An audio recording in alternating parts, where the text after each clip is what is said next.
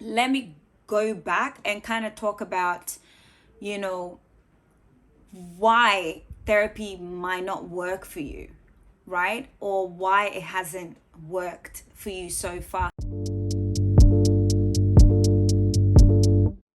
Hey chill fam, we're back again with another video and I'm so excited to be back. If you're a subscriber here, thank you so much for being here and for coming back to watch this video. I don't take it lightly, I truly appreciate it. If you're new to my channel, you are so welcome here. I hope you join the chill fam because here we chill, we vibe and we heal. That's what this channel is all about. Okay, don't forget to like and subscribe. So before we get into what we're going to talk about today, you know I don't want to start without lighting a candle with you, so let's get into it.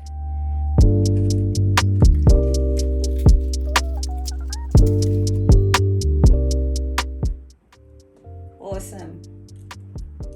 Today it's revive. I hope this revives you if you're not in a great mood today.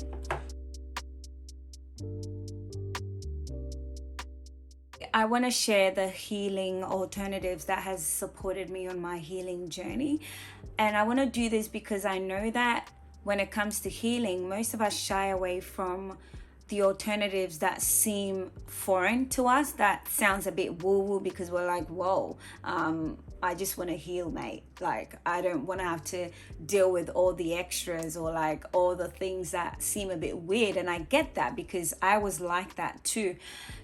Therefore, I'm hoping that as I share my journey and my process with you, it will kind of inspire you to at least be a bit open to other alternatives out there, because you never know. What you're looking for might be out there, but it might not be what you think it is. So usually when people are looking for a therapist, they kind of feel like, oh, I'm looking for a therapist, let me just book a therapist, right? But it's not that simple. How I like to explain therapy and the therapeutic journey is, it's really like a date. It's really like dating.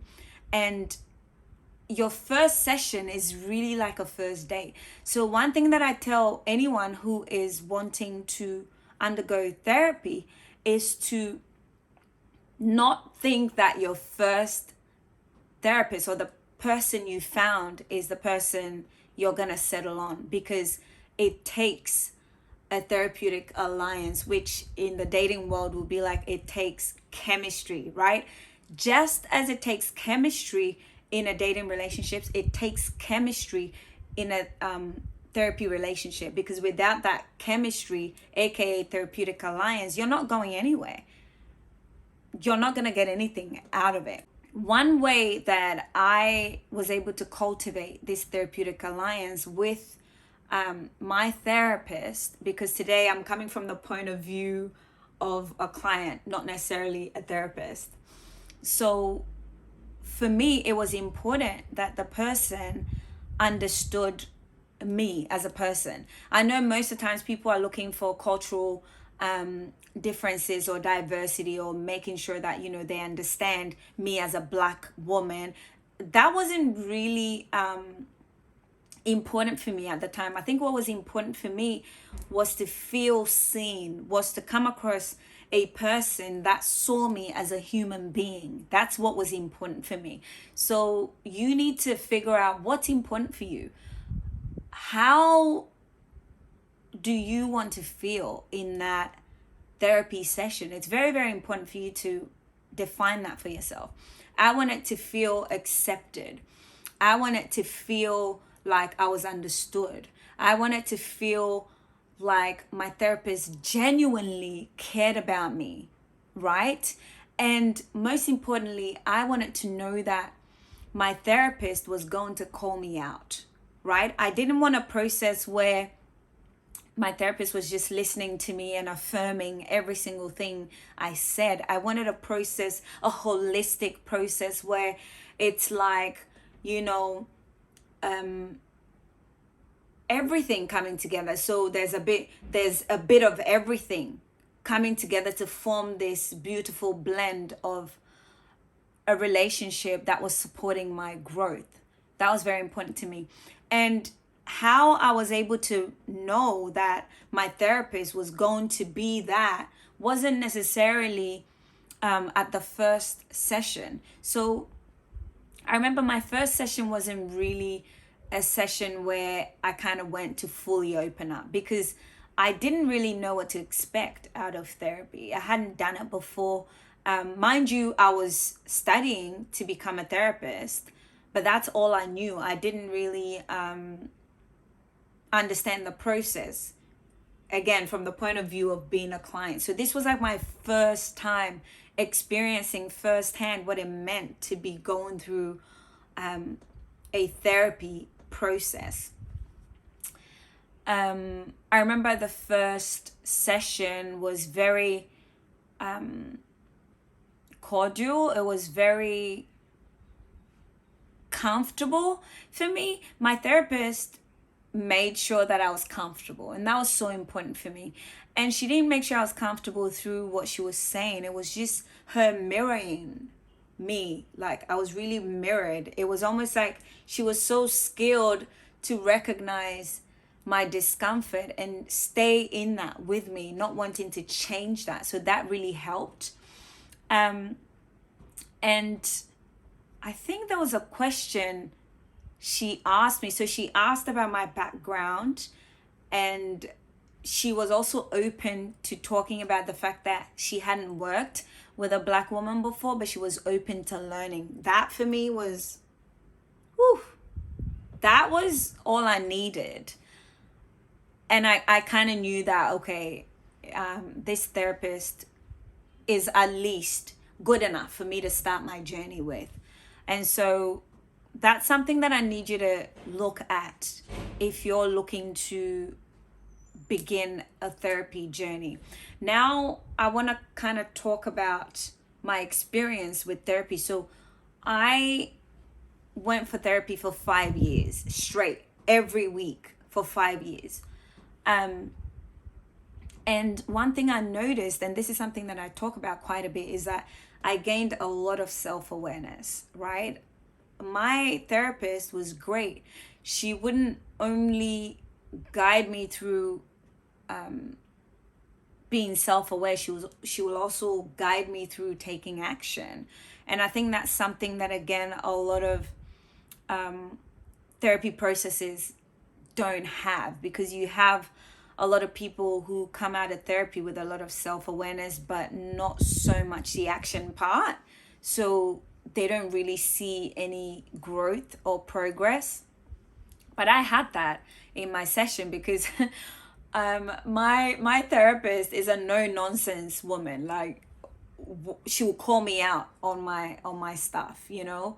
She would challenge me quite a bit, which I liked, you know. And there were times where she would challenge me so much that in my head I'm like, you know, you kind of want to be like, why? But it was needed. It was so needed. So that was important to me, because if you are going through the journey, and if you don't have a therapist who is going to challenge you and call you out on your BS, it's going to be this cycle, this broken record of repeating the same thing over and over and over, not really getting anywhere. However, you leave sessions like feeling good, but nothing changes in your life. So that's what I want to speak to the people who kind of feel like, oh, well, I've been going to therapy for a while, but I don't really feel like I'm making any progress. Really checking the process and seeing, has it become one that's like this broken record, this cycle of repeating the same thing over and over again? Or has it become a progressive journey where, you know, at the beginning, your therapist will allow you to like keep talking about the same thing over and over.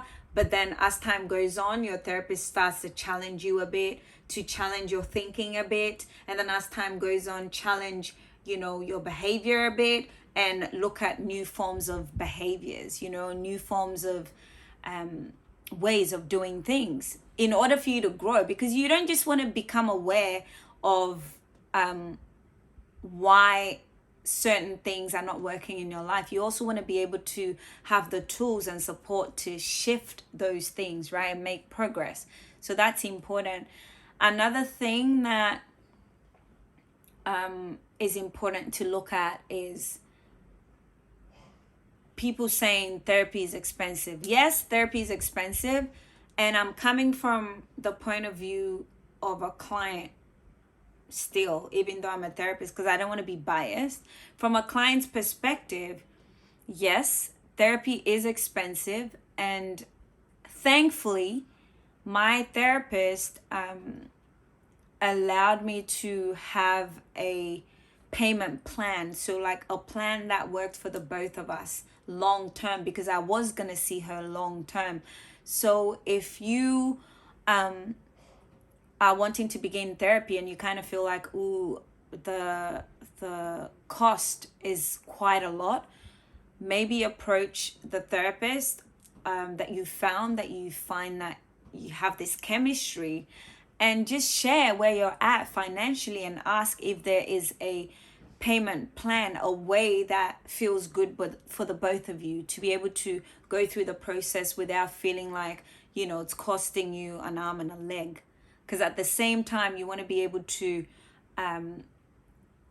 provide for yourself outside of therapy. What's the point of being able to cater for your mind, your body and soul, but you can't cater for, your basic needs? It just wouldn't make sense. So that's one way I went about it, asking her if there was an alternative to payment, if there was a way that we could come to an agreement. So that's something that could be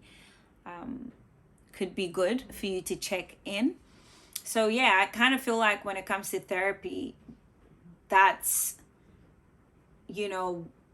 what I found helped in terms of making my journey much more easier and smooth.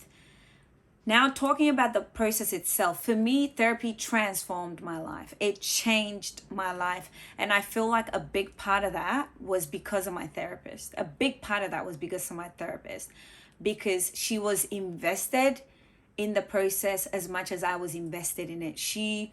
There were moments where when I didn't believe in myself, she believed in me more than I did. There are some messages that I have from her where she would send me videos reminding me of, who I am. Even though at the point when I began my therapy journey, I didn't see myself like how she saw me. I didn't. But she continued to hold the pose for me. She continued to remind me of the woman she saw in me and the woman that she knew if I continued the process, I would become. She continued. There was never a time, even when I didn't believe it, she continued to believe for me until I believed for myself. And I think that that's so important, because it's not about, you going to a therapy session and it's like, okay, cool, our session is done for today. And then what? That's it. It's important to find a therapist who is invested in your being, invested in your growth, invested in seeing you thrive. That's when it works. Obviously it's a collaborative process, right? So it's not gonna work. It's not gonna be transformational if you don't have a therapist who believes in you. It just won't. So that's something that really helped me transform my life. Whenever I talk about it, it's just mind blowing for me. However, I still feel like we had gotten to a point where it's like, I am so self-aware at this point. I felt like I had reached a ceiling where no matter how much I saw her, it's kind of like the things that I was going to her for, I already knew the answers to. And that's the beauty of it, because it gets to a point as a therapist, you need to bring up the conversation of, I think you're good now. I think you can do without me. Really and truly, the purpose of therapy, now from a therapist point of view, is to get your client to a place where they no longer need you. It's not a journey or a process of codependency, of letting your client depend on you. No, that's not the goal. The goal is for the client to get to a place where it's like, okay, cool, you can do life without me, you're good. However, my doors are always open. If you come across any other challenge that you feel like, ooh, okay, you can come back. But for now, I think we're good. So we got to a point where we had gotten to that point where it's like, okay, I think you're good. I actually think you're good. Funnily enough, I knew that because you kind of feel it, because it's like there's no challenge that you can't navigate. You're good. You're actually good. And so I ceased going for therapy. And then my next step was about growing other parts of my life. So I think therapy is really about the mind, about your thinking. But then there are other aspects of your life that you need to work on in order to kind of have a holistic view on life, right? And so I kind of felt like I needed more. There was still this yearning in me that kind of felt like I needed more. And I think this is where I like to check people, because it can kind of seem like a never-ending healing process. I don't like looking at it from that point of view. I look at it from the point of view of growth, right? Where you get to a place and you feel like there's a new edge that you kind of want to take yourself to, you know? And this is where I believe other alternatives come in and are important. So at this point, I started to explore coaching. Now, I have a love-hate relationship with coaching. Why? Because coaching is, how I find coaching is almost like a person has been able to figure something out, right? And now that they've figured it out, it's become easier for them to do. Therefore, they're like, okay, instead of you trying to figure this thing out, I have a formula. I have a way that I've done it and I've gotten results. And now I want to show you.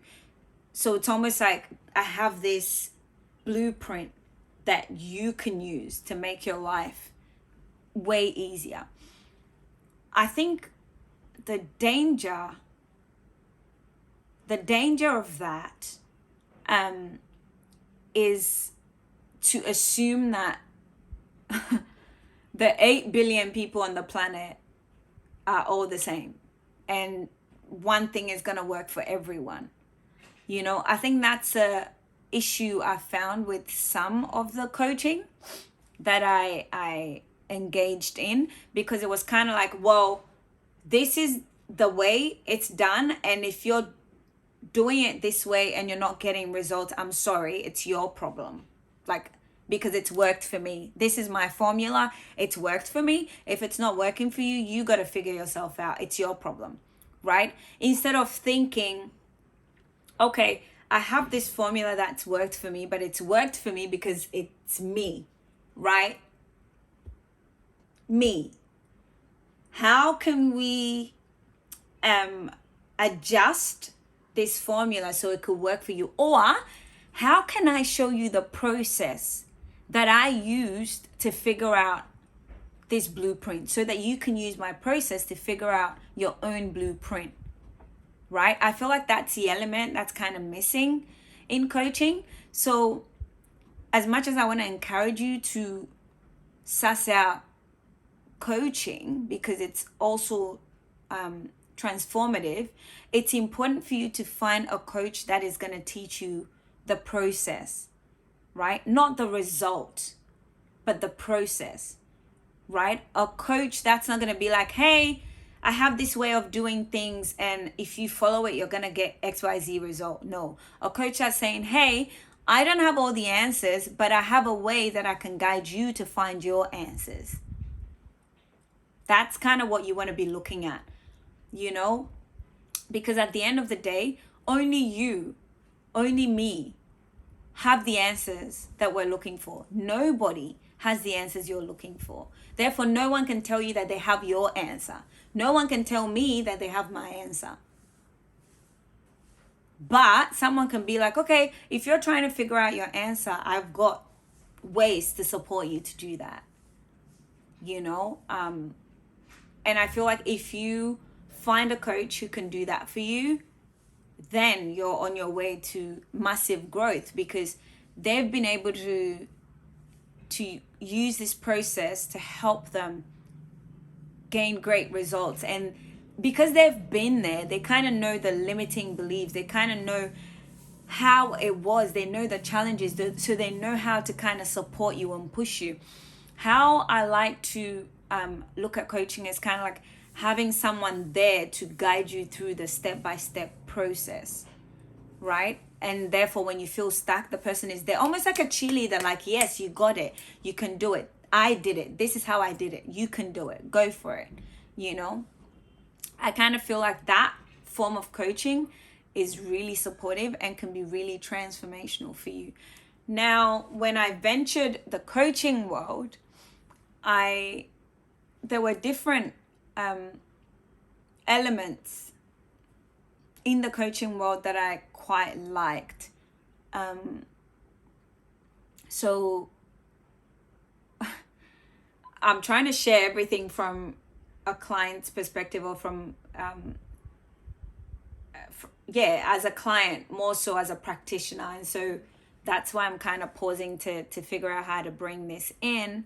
But some of the tools that supported me, or the modalities that supported me, is NLP. NLP is neuro-linguistic programming, which is basically reprogramming the subconscious mind.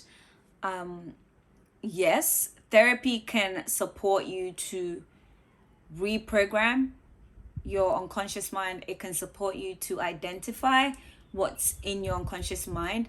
But when it comes to shifting, certain ways of thinking, certain ways of doing things, NLP is quite a good process.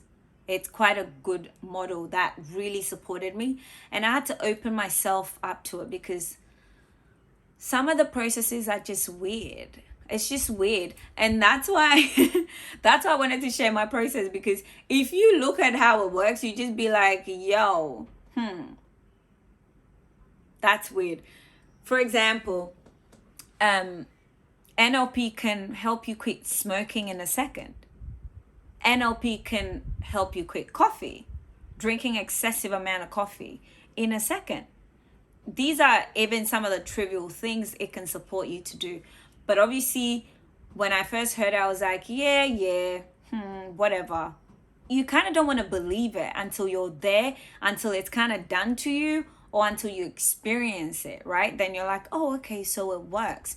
And how that works is like, you being able to actually guide the person to go into their mind and shift the images in their mind, right? Shift certain things in their mind to create instant results. And I know you're probably listening to me like, how? But it's true. It works. This is something that I've experienced myself. I've experienced it done on me. And I've used it for my clients, and it works like magic. It literally works like magic. So if you're looking to kind of quit smoking, quit, drinking coffee, like anything that you feel you're addicted to, any challenge that you're going through that you're kind of like, oh man, I've tried everything, but it's kind of not working. I feel like I'm addicted to it. NLP is something that you can kind of look at, that could support you to change instantly.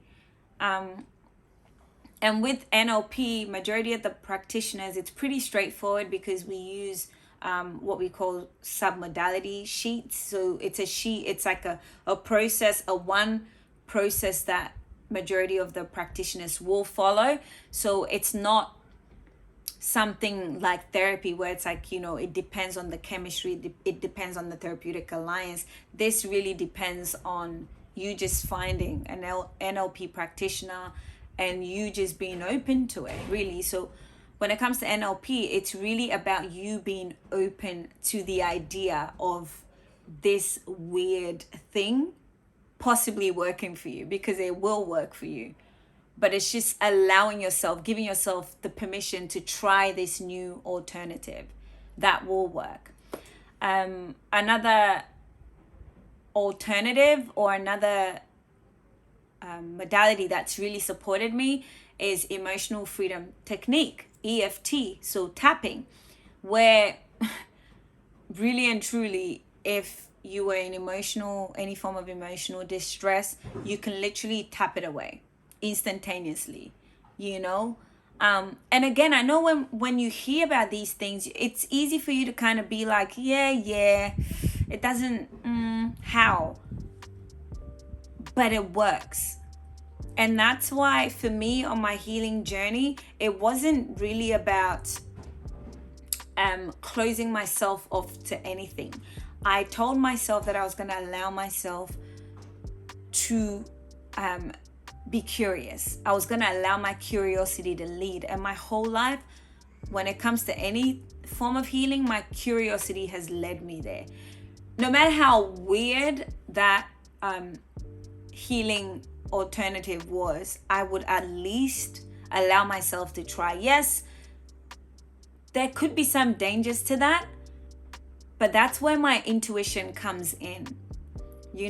Allowing my curiosity to lead, but also allowing my authority to make the decision, allowing my intuition to make the decision and be discerning about it. Like, if you're gonna try an alternative form of healing and everything in you is saying no, why would you still do it?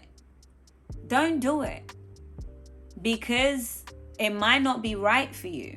There might be another alternative that could be right for you. So as much as I'm saying open yourself up, be curious, give yourself permission, I also want to say that, know that you have agency.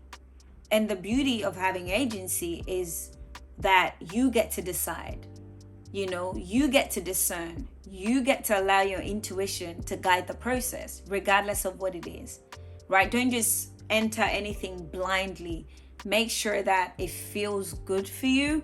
Make sure that, you have, yes, a tick on all your, agreement slips, whatever that might look like. So for me, before I do anything, I'll first check in with myself. And your intuition is quite loud. It'll be like, whenever I get the I know it's not right now, so I won't approach it right now. I'll allow myself to come back to it. Or maybe years later, I'll come back to it. And one thing that I've found is that there have been some alternative forms of healing that maybe I knew 2 years ago and I was like, no, that's not for me. But 2 years later, it presented itself again and it's perfectly fine. So sometimes maybe you're just not ready for it right now. But if you allow yourself to trust the process and to trust that, okay, maybe I'm not ready for it right now, it could come back to you later and be more supportive than forcing yourself to experience that right now. So yeah, EFT, again, tapping, I've been able to use that to help me tap my discomfort away. It's something that I use quite often. Recently, I was in a car and we almost hit the back of another car. And when your body goes into shock, I would tap and instantly it would just calm down. I'll just do the tapping, say the things, and I just see the emotions just melt right away. That works. Now, another interesting one that I've experienced is hypnotherapy. Again, I know, and when it comes to hypnotherapy, we've heard a lot of not so great things about it. Why? Because some practitioners can use it for bad as much as some practitioners are using it for good. You know, I've seen that sometimes people will come on TV or even outside, they'll be hypnotizing people left, right, and center. That's not the kind of hypnotherapy I'm talking about, because for me, that's not necessarily responsible, considering that you're literally tapping into someone's subconscious, and you're, taking control over someone who is easily suggestible. That's not what it's for, really and truly. You want to soak up the healing properties of hypnotherapy. And again, it's important for you to really research your hypnotherapist and make sure that, their practice is ethical, and make sure that even in the session, they're going to give you agency. They're going to remind you that you're in control, regardless of how much or the trance you're in, you're still in control. Like, to give you back that power, that's a kind of hypnotherapist you want to go to. You don't want to go to one that just like, snaps their finger and you're out. They didn't give you any agency. They didn't give you any power. They just, took full control of the situation and just have full control over you. That's not what we're looking for. That's not what we're looking for. So ultimately, these are alternative forms of healings that I personally have encountered, that I know are quite powerful and are, have immense healing properties, can really help you heal deeply, can really help you grow deeply, when done properly, when done with care, with discernment, and with the right practitioner who has your best interest at heart. That's what I can say in terms of like these are like the few that I kind of want to touch on, but there are more that I've explored. But I cannot finish this video without talking about human design, another alternative form of healing and self-awareness and self-development tool that has like transformed my life. And I don't say that lightly. I really don't say that lightly, because it hasn't just transformed my life, it's transformed the people who I follow, who I've also seen their transformation in their experiment. So human design is basically a language of awareness, which helps you understand how your energy works. So if you're listening to me and you're already into like star sign and stuff like that, human design won't be weird to you. But if you're not into astrology and stuff like that, you might think it's a bit weird. But don't dismiss it before you try it. That was a word I was looking for. It didn't come, but I left it. Again, when I got introduced to human design, I think that was 2019, I was like, what the heck is this? Because for me, it was like I didn't believe in astrology. It's not something that I allow myself to indulge in. And yeah, when I got told about human design, it was different elements of that in this one system.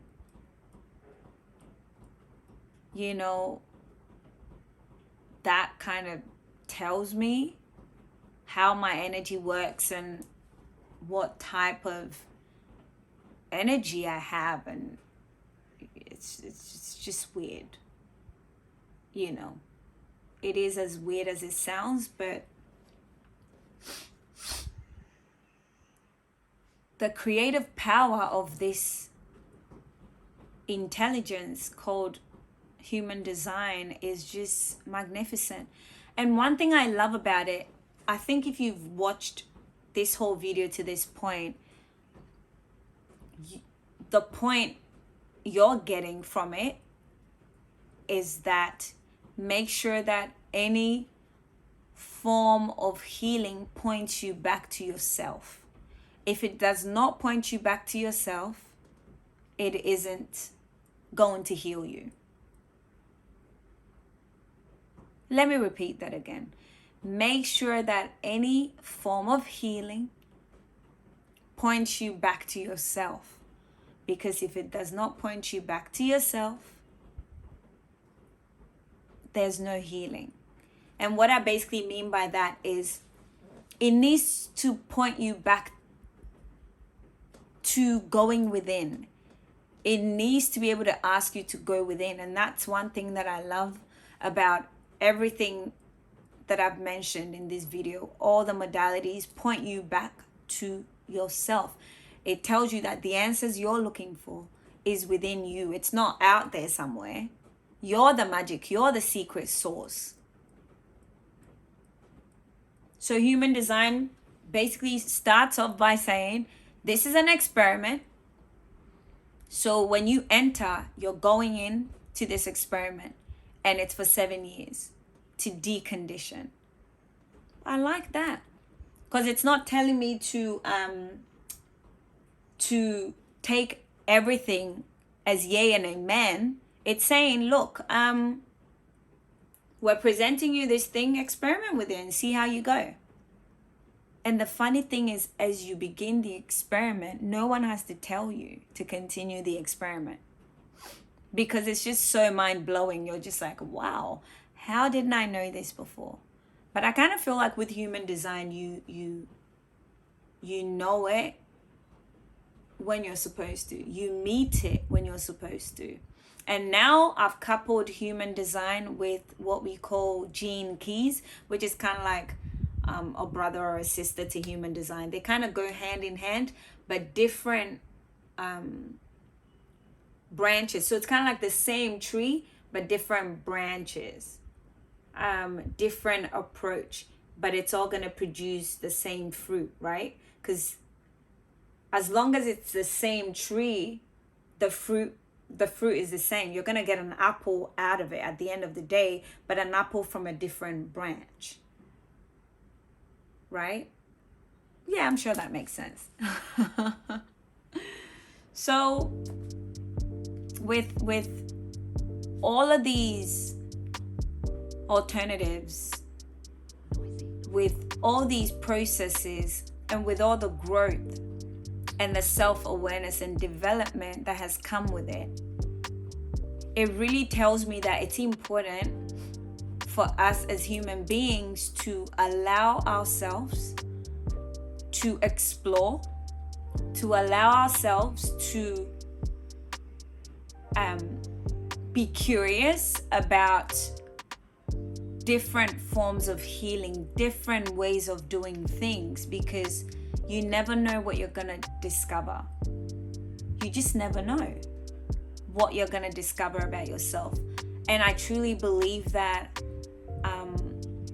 we're here on this planet to discover more about ourselves, to discover more about our journey, more about our process, just more about who we are. And the only way we get to do that is to be open-minded,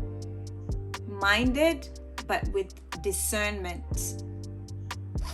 So like open-minded and closed with discernment. Never, ever venture anything without discernment. And never ever say yes to anything that takes away your agency. Yeah, I think that's all for now. You know, I kind of get to a place where I'm like, yeah, I think you've said enough. So I think we're done.